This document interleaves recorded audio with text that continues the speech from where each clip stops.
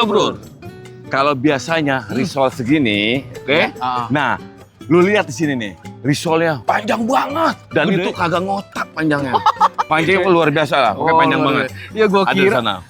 itu lontong bang segede Buset. gitu.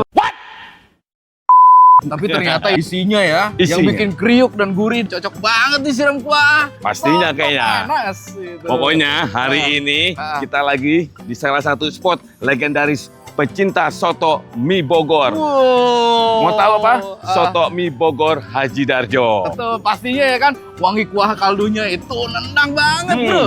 Ada campuran daging tentunya. Pastinya risol panjang yang jadi ikonnya. Ikonnya. Kali ini kita bakal cobain langsung soto mie-nya. Betul. Risol panjangnya, oke? Dan cari tahu ya kan kenapa banyak orang rela jauh-jauh datang ke sini cuma buat nyobain risol yang panjang gitu loh. Oke, bro, jangan di-skip ya, bro ya. Karena nanti kita juga bakal ngobrol langsung sama yang punya warung. Pastinya ya. Oke. Kita tanya sejarahnya. Jadi langsung aja kita samperin dong. Betul, siap, Oke. bro. Oke, yuk. Coba dulu aja. Bang, kita nggak sabar nih. Aduh, pengen nyobain nih. Bang, dengan siapa, Bang? Abdul bang. Wah, sama namanya. Sama namanya. Iya. Ini punya abang langsung atau ada pemilik langsung? Pemilik